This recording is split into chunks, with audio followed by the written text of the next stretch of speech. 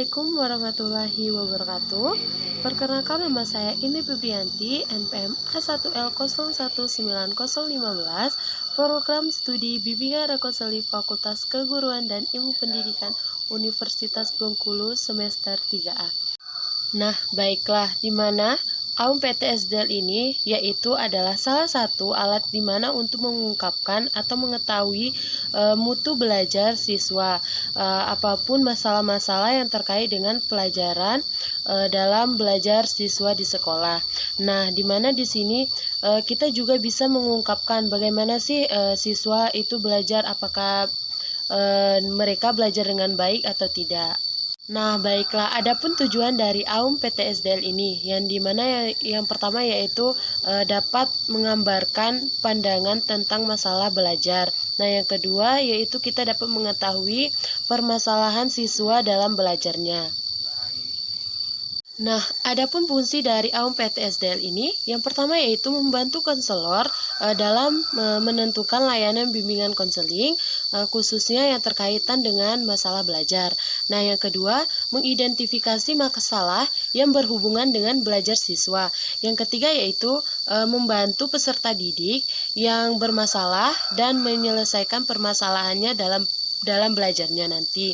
Nah, yang terakhir yaitu sebagai dasar penyusun program layanan bimbingan dan konseling yang memungkinkan peserta didik dan berkembang secara wajar, secara utuh dan sesuai dengan kemampuan yang dimilikinya. Di sini saya mengharapkan kejujuran dalam pengisian AUM PTSDL ini, di mana di sini sifatnya rahasia. Nah, yang pertama saya akan menjelaskan tentang bagaimana sih pelaksanaan dari AUM PTSDL ini. Nah, yang pertama yaitu cara mengerjakannya. Di sini pada halaman berikut ini Anda akan menemukan 165 butir pertanyaan tentang berbagai aspek yang dapat mempengaruhi penguasaan materi serta keberhasilan belajar Anda. Nah, pada setiap pertanyaan nanti yang saya berikan yaitu yang tadi yang kita bilang tadi PTSDL, di mana di sini ada 5 aspek yang harus adik-adik atau peserta didik yang harus diisi. Nah, di mana mengungkapkan 5 aspek. Yang pertama yaitu persyaratan penggunaan materi pelajaran, yaitu P. T yaitu keterampilan belajar, S sarana belajar, D yaitu keadaan diri pribadi, dan L itu lingkungan belajar dan sosioemosional. Nah, di mana di sini banyak format.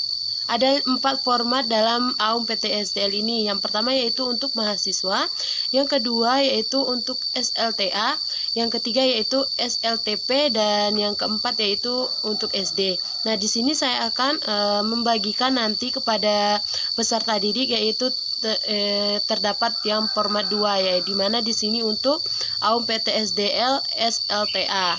Pada lembar jawaban nanti adik-adik atau peserta didik itu mengisi, yang pertama yaitu mengisi identitas, yang mana di sini ada nama, jenis kelamin, kelas dan sekolah, tempat tanggal lahir dan tanggal pengisian.